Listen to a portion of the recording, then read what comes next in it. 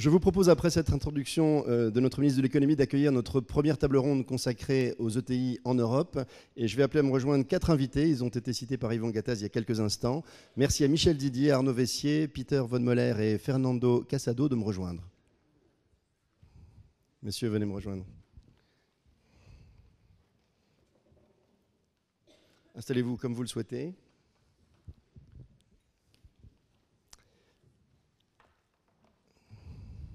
Alors, je vais faire le temps que vous mettiez les noms sur le desk, les présentations, même si Yvon Gattaz l'a déjà fait.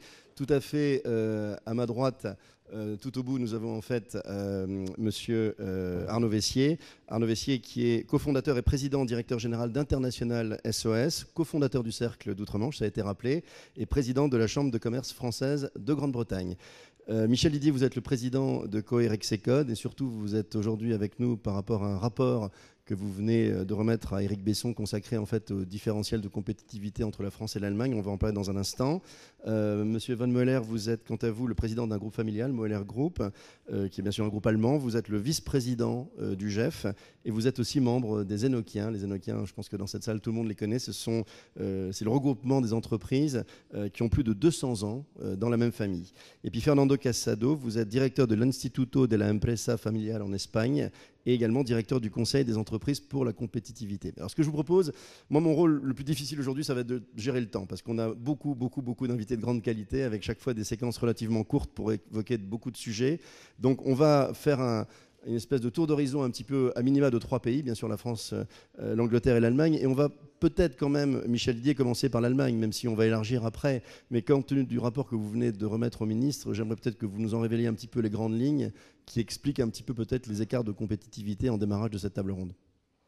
Merci. Je suis là en effet en fonction pour le rapport qu'on vient de remettre, mais aussi parce que depuis pas mal d'années, je suis avec Yvon Gattaz, mais en tant qu'économiste, cette problématique tout à fait essentielle qui est celle des ETI. J'étais d'ailleurs à cette réunion qu'évoquait tout à l'heure Yvon Gattaz où j'intervenais lorsque le président de la République lui-même a consacré le mot ETI. Yvon Gattaz s'en rappelle certainement. Donc c'est une longue histoire que nous avons avec Yvon Gattaz et l'ensemble de la SMEP. Sur la question que vous avez évoquée, qui est un peu l'introduction à d'autres comparaisons avec d'autres pays, je reste confiant, si vous voulez, sur l'avenir industriel de nos entreprises, mais il faut bien constater qu'aujourd'hui, il y a entre la France et l'Allemagne une divergence qui est apparue dans la dernière décennie et que nous n'avons jamais connue dans le passé. La préoccupation, c'est que c'est une rupture brutale des 10 dernières années et que pour l'instant, on est dans la divergence. Alors, je vous donne juste 4 exemples parmi d'autres de cette rupture entre la France et l'Allemagne. Pour compléter tout cela, je vous renvoie au livre que justement Yvon Gattaz a évoqué tout à l'heure et qui est en librairie à partir de maintenant, dans les jours qui viennent, qui s'appelle « Compétitivité France-Allemagne, le grand écart » chez Economica et qui résume le rapport qui a été remis à Éric Besson. Alors juste quelques chiffres, je ne vais pas les multiplier, mais les exportations françaises et les exportations allemandes divergent. Il y a 10 ans, nos exportations représentaient 55%, le poids des exportations françaises représentait 55% des exportations allemandes. Aujourd'hui, 10 ans après, elles sont tombées à 40%, 55-40. C'est une divergence qu'on n'avait jamais vue. Les soldes commerciaux divergent. Nous n'avions pas de gros écarts entre le solde commercial français et allemand il y a 10 ans, contrairement à l'idée qu'on a peut-être en tête. Et aujourd'hui, nous avons 10% de notre PIB, de notre PIB en divergence de solde. Les bases industrielles divergent. La création de valeur industrielle, de valeur ajoutée industrielle sur notre territoire par rapport à ce qui est créé sur le territoire allemand est tombée de 50 à 40%. Bon, derrière ces chiffres macroéconomiques qui peuvent paraître un peu abstraits, c'est en fait tout un tissu industriel qui se renforce plutôt du côté allemand, il faut bien le dire, et dans ce tissu, il y a évidemment le Mittelstand notamment, et qui malheureusement un peu se fragilise, se rétracte du côté français dans les 10 dernières années. Ce sont des emplois qui sont menacés ou qui disparaissent, et cela concerne moins, il faut bien le dire, les grands groupes mondialisés qui ont l'ensemble du marché mondial dont une grande partie se développe rapidement, que le marché européen ou français. C'est moins donc ces grands groupes mondialisés qui ne sont de moins en moins représentatifs de leur territoire d'origine, qui représentent maintenant 10-15% de leur activité, mais ça concerne beaucoup le tissu des entreprises qui produisent sur le site de production France, et notamment les entreprises de taille intermédiaire. Alors, quelles conséquences, en fait ? Les conséquences, on les voit tout de suite, c'est que l'écart d'évolution de valeur ajoutée sur 10 ans, il a été de 18%, de moins en Allemagne qu'en France. L'écart des excédents d'exploitation industrielle, c'est-à-dire de la marge financière pour financer son investissement et sa recherche, il est de 50% d'écart entre l'Allemagne et la France, divergence. Et l'écart d'évolution de la recherche est de 25%. C'est une vraie rupture, je pense, qui s'est opérée et dont il faut absolument à la fois être conscient et à laquelle il faut mettre fin. Alors, une question quand même. Est-ce que c'est un problème France-Allemagne ou est-ce que c'est un problème Allemagne et reste de l'Europe ? C'est un peu les deux. Et c'est précisément ce qui nous permet peut-être d'élargir à d'autres pays européens qui sont autour de la table. Je veux dire un mot de ce qui se passe en Europe au-delà de la France. Car nous sommes tous concernés par cette évolution et tous solidaires finalement, notamment au sein de la zone euro. Sur les 10 dernières années, plusieurs pays européens ont augmenté la part des exportations de biens et services dans le total des exportations de la zone euro. Il n'y a pas que l'Allemagne. L'Allemagne a clairement fait la course en tête en augmentant sa part de 3,1%. Il faut se rappeler que les exportations totales de la zone euro, c'est de l'ordre de 450 milliards d'euros. Donc 3% de 450 milliards, ça fait pas mal d'argent. Mais c'est aussi le cas des Pays-Bas, c'est le cas de la Slovaquie par exemple, c'est le cas de l'Autriche. Donc il y a toute une partie d'Europe qui a augmenté sa part. Une autre partie est stable. Dans ces pays stables, en termes de part de marché, il y a la Belgique, il y a l'Irlande, il y a l'Espagne, qui n'a pas perdu de part de marché au stade actuel, et le Portugal d'ailleurs. Et il y a 2 pays qui ont perdu des parts de marché, l'Italie, moins 1,8%, et la France, moins 3,2%. Donc il y a une vraie divergence à l'intérieur de la zone euro. Cette divergence me semble dangereuse pour l'avenir de la zone euro. Ce n'est pas simplement un problème pour les pays qui perdent des parts de marché. On ne peut pas, je pense, à long terme, avoir une zone monétaire unifiée avec des pays dont les économies divergent. Il faudra donc que des réponses soient trouvées. Et dans cet ensemble, on constate aussi que lorsque les pays perdent ou gagnent des parts de marché, ce n'est pas simplement tel ou tel secteur, c'est tous les secteurs industriels qui gagnent ou qui perdent, et en même temps les services. Donc je crois qu'il ne faut pas opposer du tout industrie et services, ils sont complémentaires.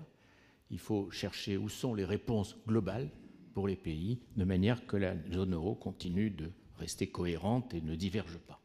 Alors, je vous propose de revenir tout à l'heure vers vous, Michel Didier, sur d'éventuelles pistes de solutions, parce que je sais que dans votre livre, il y a aussi des recherches et des propositions de solutions. Mais on va peut-être continuer maintenant en réaction à ce premier propos d'introduction, en peut-être commençant par vous, Monsieur Von Mueller, sur l'Allemagne, puisqu'on compare là nos deux pays. Quelle réaction à cette analyse, en fait, de Michel Didier ? Le micro est juste devant vous. Le micro est juste là. Non, ça marche, ne vous inquiétez pas. Ce sujet est très complexe. On ne peut pas justement comparer l'industrie, mais quand on lit dans les livres ou les choses qui sont publiques, comme l'industrie service ou le service, la France est beaucoup plus fort que l'Allemagne. En Allemagne, les affaires services sont médiocres. Et comme agriculture, la France est beaucoup plus importante que l'Allemagne. Mais pour répondre à cette question, il y a de notre différences. Ici, en France, si on compare, je pense, les 100 entreprises les plus grandes du monde. Parlez bien proche du micro, s'il vous plaît. Merci. Du monde, on a 17 en France et seulement 3 en Allemagne. Ça veut dire que c'est une différence structurelle. Et la différence structurelle est une chose d'histoire. Parce que chez nous, en Allemagne, nous ne sommes pas un grand pays seulement jusqu'à 1871. Ça veut dire, d'abord, c'était le petit royaume des petits principaux et chaque centre a commencé avec une manufacture. Et c'est la raison pour laquelle, aujourd'hui, en Allemagne, on n'a pas un grand centre comme Paris, mais on a plusieurs centres très, très importants. Et en outre, beaucoup de sociétés, spécialement entreprises familiales, sont créées dans des petites villes. Et quelquefois, on peut dire dans une vallée où on a commencé avec de l'eau pour accélérer les machines. Et ça, je pense, est un avantage parce que là, on a autour de cheminées des gens qui ont travaillé dans cette société depuis des générations. Ça veut dire la concurrence des grandes entreprises est moins sévère et ça veut dire qu'on peut créer un emploi des gens très solides de la région, mais assez bons pour les choses qu'ils doivent faire. Et comme par exemple, très bien connu ici, c'est la société Miele. C'est toujours un très très bon exemple. C'est dans une petite ville, 1000 habitants, mais la ville est grandie avec Miele. Et il y a beaucoup plus d'autres exemples. Mais il y a d'autres différences, mais peut-être c'est peut-être quelqu'un d'autre. Peut-être encore une ou deux très courtes, très brièvement, peut-être encore une ou deux différences rapidement. Ok, je pense chez nous c'est très important que par histoire, nous avons une éducation très pratique. Ça veut dire on a un apprentissage. Et chaque année, on a environ 1,3 million, 1,5 million jeunes hommes et jeunes femmes dans l'apprentissage pour 2 ou 3 années. Ça veut dire, ça donne encore une force de travail très solide parce que beaucoup de jeunes gens restent où ils ont appris la profession. Et je pense que c'est un avantage que nous avons et nous sommes très fiers que nous avons ce système parce qu'un système comme ça, on ne peut créer d'un jour à un autre. C'est développé par probablement les derniers 70-80 années. Et c'est un autre avantage. Et peut-être encore un avantage pour les entreprises familiales. Nous avons un système de finances, ce sont des caisses d'épargne et des coopératives. Et ils sont très régionaux et spécialement maintenant dans la crise financière, c'est beaucoup meilleur, beaucoup plus pratique d'avoir la connaissance des gens qui finalement décident. Parce que les grandes banques, ils ont toujours le back-office à Francfort ou ici, peut-être à Paris. Oui. À Paris. Oui. Et là, les PME ou les entreprises familiales sont justement un numéro et c'est l'ordinateur qui finalement décide. Alors merci infiniment. On va, avant de prendre le tunnel sous la Manche et de rejoindre l'Angleterre, on va rester un peu en Europe continentale, en Espagne, avec vous Fernando Casado. Alors quelle serait votre analyse sur ces divergences ou ces différences culturelles et économiques entre nos deux pays? Premièrement, merci pour être ici dans cette table ronde. Et j'aimerais faire une petite revenir sur la demande qu'a fait, je ne sais pas votre nom, monsieur, dans le déjeuner, parce que je vais expliquer pourquoi. Vous avez dit que je suis le directeur du conseil entrepreneurial pour la compétitivité. Pourquoi ce conseil, non?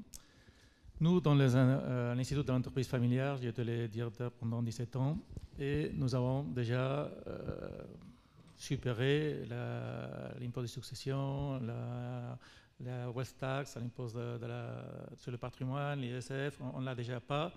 Il reste un peu de taxe de succession, pas pour les entreprises familiales, pour le reste. Alors dans cette question-là, ce n'est pas notre problème. Le problème, ce n'est pas la fiscalité. La fiscalité, à ce moment-là, on est en train de demander que le réinvestissement dans les entreprises soit mieux traité que les dividendes qu'on repart à les shareholders. Et alors, pourquoi le Conseil? C'est parce que les problèmes, ce sont des autres. Et le problème, non, c'est l'État. Vraiment, pour nous, c'est l'État. C'est la dépense de l'État, c'est la réforme de l'éducation, c'est la réforme du marché du travail. Et l'Institut, il n'avait pas suffisamment de force pour demander tout ça. Alors, on a créé un conseil, c'est les 14 entreprises plus grandes de l'Espagne, Telefónica, Zara, les 14 plus grandes. C'est un lobby, ils sont seulement le président de cette compagnie qui sont là. Moi, je suis le directeur, on m'a appelé pour être le directeur de ce conseil. Et on peut, de la façon qu'on peut être, de faire réfléchir, ce sont les 17 compagnies qui sont là dans le conseil, faire réfléchir au gouvernement pour prendre les réformes nécessaires que nous croyons que nous avons besoin. Parce que pour nous, on parle ici de l'Allemagne, on parle de la France, pour nous, nous aimerions être la France et l'Allemagne, non, bien sûr. Et il faut arriver là. Et pour arriver là, il faut faire des réformes substantielles, importantes. C'est vrai que notre taux d'exportation est là, mais il reste là. C'est vrai que ces grandes entreprises, ils sont leaders du marché mondial. Mais pour être une croissance, retourner à la croissance que nous avons eue dans la dernière année à cause de le développement de le secteur de l'immobilier, de la construction, il faut faire d'autres réformes, il faut chercher les moteurs qui peuvent développer notre économie, non? Et pour ça, c'est que à ce moment-là, on est très engagé pour avec traiter que le gouvernement ce qu'il y a maintenant et qu'on attend que l'année prochaine il ne sera pas, parce que les enquêtes ils donnent un très grand avantage à le Parti conservateur. Mais en tout cas, un ou l'autre, ils doivent affronter des réformes structurelles qu'à ce moment-là, ils ne sont pas. Et c'est notre problème, et je crois que ça, c'est nécessaire à ce moment-là. Les entreprises ont fait ses devoirs, ont restructuré ses frais, et on est en train de développer dans le marché mondial, mais je crois que les États, ils n'ont pas encore allé dans la même direction. Et c'est pour ça que je crois que c'est le moment de débattre ça. Et par ce que je vois dans les autres États, c'est pareil, non? Merci beaucoup. Arnaud Vessier, vous qui opérez beaucoup en Angleterre, quelle est la différence pour l'entrepreneur que vous êtes dans la façon d'opérer entre des deux côtés de la Manche, et également quel regard portez-vous sur les ETI britanniques? Là où M. von Muller nous disait que les différences avec l'Allemagne sont structurelles, avec l'Angleterre, les ressemblances sont structurelles. Les deux pays ont la même taille, même population, et ce que peu de gens savent en France, le même secteur industriel, et donc le même secteur de services. Donc deux pays qui se ressemblent beaucoup, deux pays qui se ressemblent beaucoup aussi puisqu'on a les mêmes crises de finances publiques. Et enfin, comme vous pouvez le voir, on fait la guerre ensemble. À tel point d'ailleurs que les observateurs anglais qui détestent toute ressemblance avec la France, le doyen de la London School of Economics a dit qu'il fallait mettre fin à cette divergence parce qu'on allait arriver à la nourriture française, à la nourriture anglaise et la courtoisie française. Donc oui. les Anglais se méfient de ces convergences. Et d'ailleurs, quand on regarde au niveau des entreprises, là, il n'y a plus convergence. Il y a au contraire une divergence qui est absolument étonnante. En Angleterre, le mot numéro 1, c'est compétitivité. Le gouvernement, travailliste comme conservateur, ne s'intéresse qu'à la compétitivité. Dans la dernière élection, les écarts financiers entre les trois candidats étaient de l'ordre de 6 milliards de livres en dépenses. C'est-à-dire, ce qui en France ne serait même pas l'épaisseur du trait. Donc il y a une vraie convergence. Alors aujourd'hui, on voit des manifestations dans la rue parce que le gouvernement conservateur est particulièrement dur, en particulier avec les étudiants et la réduction des fonctionnaires. Mais il y a une vraie convergence entre les partis politiques sur le fait qu'il faut remettre en place la compétitivité britannique. Quels sont les avantages? Ils ont vraiment des vrais avantages, c'est pour ça qu'ils ont 2 fois plus de TI que nous. Au niveau de la création d'entreprises, il y a plus d'argent. Et là, moi je m'inscris en faux avec ce qu'on appelle les niches fiscales. On dit les niches fiscales, oui mais il y en a qui sont utiles. En Angleterre, pour vous donner un exemple, le gouvernement conservateur, qui pourtant réduit drastiquement les dépenses publiques, a décidé d'augmenter la déduction fiscale pour investissement dans une entreprise, quelle qu'elle soit, start-up ou ETI, elle a augmenté cette déduction fiscale, crédit d'impôt, qui passe de 20 à 30% jusqu'à un plafond de 1 million de livres. Donc, en se focalisant sur les riches. Parce qu'ils savent bien que ceux qui sont capables d'investir dans les entreprises, c'est fatalement les gens qui ont de l'argent. Donc, ils augmentent au contraire les niches fiscales, là où en France, on est en train de parler de la réduction de la niche fiscale dans l'investissement PME. Donc, il y a plus de capital en Angleterre pour les PME, 10 fois plus. Évidemment, la clé de l'optimisme relativement beaucoup plus fort en Angleterre qu'en France, c'est le fait que le chômage est moins important, 8% par rapport à 10%, et c'est surtout dû à la flexibilité du travail, qui est l'avantage comparatif clé de la Grande-Bretagne sur nous. Un troisième avantage, c'est le fait qu'il y a déjà 20 ans que les universités travaillent avec les entreprises et que le triangle, ce qu'on appelle nous le triangle d'or, université, entreprise, recherche, fonctionne ensemble. Et grande création d'entreprises autour, par exemple, de Cambridge, autour d'Imperial College, mais autour d'un grand nombre d'universités à travers toute l'Angleterre. Et enfin, ce dont on parle toujours, ce dont Madame Lagarde, notre ministre des Finances, nous a parlé, un État pro-business. Je dirais que l'État pro-business en Angleterre, il est là depuis très longtemps. 10 fois plus d'argent dépensé en e-administration en Angleterre qu'en France. Un crédit impôt recherche qui a augmenté aussi. Là où en France, on le rabote, on le conserve, on est très content de le conserver, mais il est raboté en Angleterre, il est augmenté, toujours dans le cadre d'une diminution des politiques publiques. Et enfin, des charges sociales, comme vous le savez, qui sont patronales, qui sont moitié moindres, un peu moins de la moitié en Angleterre par rapport à la France. Donc avec tout ça, je dirais un pays qui a des éléments pour repartir, même si la situation est difficile parce qu'ils ont fait toutes les bêtises possibles en matière bancaire. Et enfin, dernier point, qui est le point que Michel Didier a mentionné, l'euro. Les Anglais sont très contents de ne pas être dans l'euro parce qu'ils ont dévalué massivement. Ils ont dévalué de plus de 25%, de à peu près 25%. Et quand on regarde 2000-2010, on ne peut pas s'empêcher de penser que la perte de compétitivité française, bien sûr, c'est la discipline allemande et le manque de discipline française, mais c'est quand même historique que les Français ne soient pas disciplinés et les Allemands le soient. C'est le fait qu'on a la même monnaie. Et qu'ayant la même monnaie, on n'a plus cette variable d'ajustement. Et vu d'Angleterre, ils expliquent, bah oui, vous n'avez plus la variable d'ajustement. C'est-à-dire qu'avant, vous dévaluiez d'1 ou 2% par an vis-à-vis des Allemands et réévaluez d'1 ou 2%. Et tout ça, ça fonctionnait. Aujourd'hui, on ne l'a plus. Donc les Anglais sont très contents et estiment que c'est un des éléments de leur démarrage, du fait qu'ils puissent dévaluer. Merci. Un commentaire de Peter Van Muller et après peut-être retour vers Michel Didier pour quelques pistes d'action et de solutions. Monsieur Muller, prenez le micro s'il vous plaît. Je veux bien ajouter encore 2 points parce que c'est peut-être important pour vous de comparer s'il y a une différence ou pas. Nous avons une loi très sévère pour les... j'ai trouvé dans la traduction de congestion. C'est juste congestion. Quand on compare, par exemple, il y a une étude d'une fondation d'entreprise familiale payée par les grandes sociétés en Allemagne. Et ils ont fait une comparaison de 18 pays, EU et les États-Unis et la Suisse. Et là, premièrement, quand on fait une évaluation pour tous les points étudiés, la France et l'Allemagne sont côté à côté, mais pas très haut placés, 13 et 11 placements. Et là, on a demandé aussi étudier la congestion. Et congestion, l'Allemagne a 18e place et la France 5e. Et c'est pas... non, 2 choses. Une chose, par la congestion, c'était très énervant au début.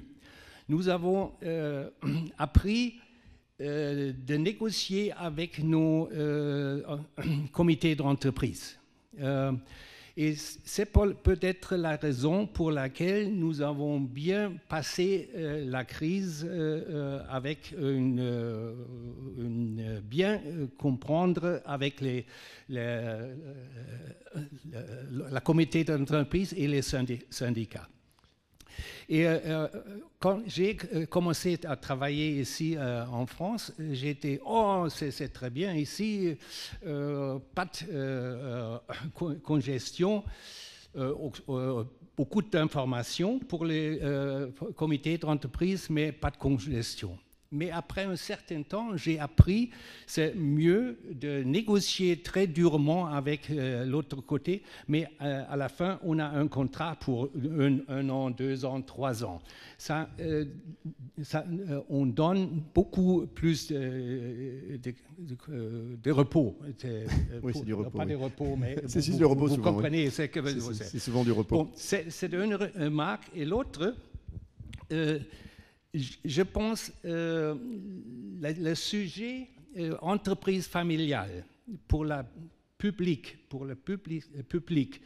est moins élevé en France qu'en Allemagne. Parce que pour me préparer un peu, j'ai lu 4 semaines Le Figaro. Et je n'ai pas du tout trouvé, peut-être c'était un sujet seulement pour les sociétés, entreprises familiales, un sujet pour le PME, parce que le PME est très politique. Hein.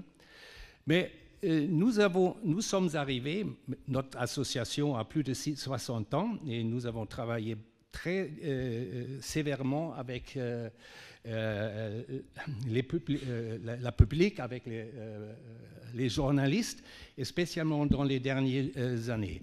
Et ça aide, parce que avec les entretiens, très souvent très compliqué, ou peut-être on quitte l'entretien, ça rien n'est passé.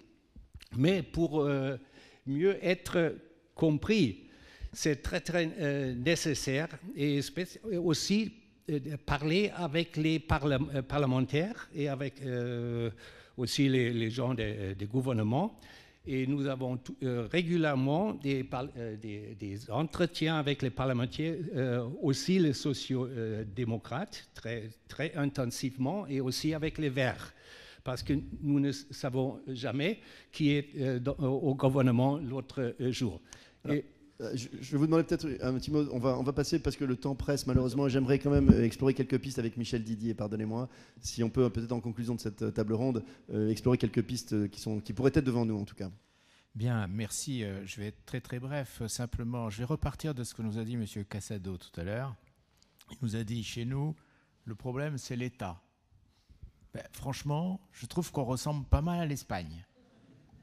Je crois que vraiment, chez nous, le problème aussi, c'est l'État. Ce n'est pas les entreprises, c'est l'État. Bon. Alors, je vais juste développer 1 ou 2 points. D'abord, sur le long terme. On nous a dit qu'il y a des différences structurelles avec l'Allemagne. C'est un fait, bien sûr. On a des histoires différentes. Ça s'est fait sur 2 siècles, tout ça. 2 siècles de révolution industrielle. Monsieur von Muller nous a dit qu'il y avait des vallées en Allemagne autour duquel se sont créés des clusters d'entreprises familiales, etc. Mais en France aussi, il y a des vallées. On pouvait créer aussi. On a créé d'ailleurs. Le problème, c'est qu'elles ne sont pas pérennes souvent. Et c'est ça la difficulté. Sur le long terme, je ne suis pas trop préoccupé. Je pense que nous retrouverons une convergence. Toutes les politiques que Christine Lagarde a évoquées tout à l'heure sont des réalités. Ça fait quand même quelques années qu'on a un vrai objectif lointain, long, de remise en état de notre compétitivité industrielle. Mais ça va être long. Ça va prendre 5, 10, 15 ans. On ne peut pas attendre et laisser diverger en attendant. Il faut donc réagir plus vite. Et de ce point de vue, ce que disait Arnaud Vessier tout à l'heure, je crois vraiment est tout à fait essentiel. La première des choses, c'est de remettre la compétitivité en objectif numéro 1 de nos politiques économiques. C'est frappant de voir, d'entendre dire que la gauche et la droite, au fond, sont d'accord sur cet objectif au Royaume-Uni. Si nous pouvions aujourd'hui dire que c'est aussi vrai en France, eh bien, nous aurions déjà franchi une étape importante. Alors concrètement, qu'est-ce que ça peut vouloir dire à court terme ? Là, je reviens vers la question tout à fait essentielle. Je pense que sur les 10 dernières années, c'est pour ça que je me suis intéressé beaucoup à la rupture des 10 dernières années. Les questions structurelles, c'est du long terme. Je trouve que l'Allemagne a fourni un assez bon exemple de ce qu'on peut faire d'efficace et de rapide quand on travaille bien ensemble, c'est-à-dire les partenaires sociaux dans l'entreprise. Bien. Et ça veut dire quoi? Ça veut dire, qu'est-ce qu'a fait l'Allemagne? Une gestion salariale pragmatique, négociée, une politique de l'emploi au niveau de l'État stimulante, des vraies réformes du marché du travail, mais aussi des entreprises qui s'engagent pour l'emploi. Et c'est ce qu'a fait l'Allemagne dans la dernière récession. On a maintenu l'emploi. Mais elle a en contrepartie d'autres choses, bien entendu. On ne peut pas maintenir l'emploi, maintenir la compétitivité, augmenter les salaires et tout à la fois. Donc il faut pouvoir négocier et il faut pouvoir arbitrer. Une baisse des charges, l'Allemagne l'a fait en 2007 ou 2008. Et puis une baisse de la dépense publique, ça nous a été rappelé tout à l'heure, 4 points de baisse de la dépense publique, ça permet de dégager évidemment des moyens pour faire autre chose. Donc je trouve que sur ces 10 dernières années, l'exemple allemand est intéressant de ce qu'on peut faire quand on se met autour d'une table, dans l'entreprise, au niveau de la nation, au niveau des branches, pour coopérer vers la compétitivité. Et il faut que ce soit du gagnant-gagnant, mais il faut qu'il y ait du donnant-donnant. Alors la proposition en particulier que nous soutenons, tout ce qui nous concerne en France, c'est il faut que nous revoyions, je pense, complètement une chose qui a été prise par l'État au détriment des partenaires sociaux, c'est la durée du travail. Ça a été fixé par une loi, alors qu'en Allemagne, ça se négocie au niveau de l'entreprise, contre du salaire, contre de la durée, contre de l'emploi, etc. Donc il faut redonner, je pense, vraiment, le plus vite possible, à l'entreprise, aux partenaires dans l'entreprise, la capacité de négocier l'ensemble des paramètres de la compétitivité de l'entreprise. Ça passe aussi par des changements législatifs. Et puis, je dois dire aussi que je terminerai par un point quand même que nous avons évoqué au déjeuner, qui est une question un peu franco-française, c'est la fiscalité de l'épargne. On ne peut pas nier ce point. Il faut toujours se rappeler qu'on ne peut distribuer que ce qu'on a créé et ce qu'on a produit, que le pouvoir d'achat, c'est la valeur de ce qu'on a produit, ce qui est vendable sur le marché mondial, le marché national. Si l'on investit moins, si on produit moins, si on perd en compétitivité, on perd en pouvoir d'achat. Il faut donc bien avoir ces idées à l'esprit au moment où on s'apprête à changer la fiscalité de l'épargne. Je crois que c'est tout à fait essentiel. Si on change, il y a des choses à changer sans doute, mais il faut dire quel est le but. Ce qui me chagrine dans cette aventure de changement de la fiscalité de l'épargne, c'est qu'on n'a pas dit quel était le but. On change parce qu'on veut changer, mais où est le but? Aujourd'hui, je pense que la priorité, c'est l'emploi, c'est l'investissement. Pour ça, il nous faut une fiscalité de l'épargne qui cesse de pénaliser le capital. Le capital est le facteur mobile, notamment dans une zone européenne unifiée, au sein d'une même monnaie. Ce capital est mobile, très mobile. Il faut donc une vraie convergence européenne sur la fiscalité du capital pour que tout le monde se retrouve en effet sur la même ligne de départ. Et à vrai dire, quand on se rappelle le chiffre qui nous a été cité tout à l'heure, 3,9% je crois de mémoire de fiscalité du capital en France, et un peu moins de 1 en Allemagne, donc un rapport de 1 à 4, ça ne va pas. Donc simplement cette comparaison nous dit très clairement dans quel sens nous devons aller en France et rapidement au moment où nous changeons la fiscalité du patrimoine. Merci beaucoup Michel Didier, merci à tous pour cette première table ronde. Je crois qu'on peut vous applaudir pour vous. Merci beaucoup. Merci.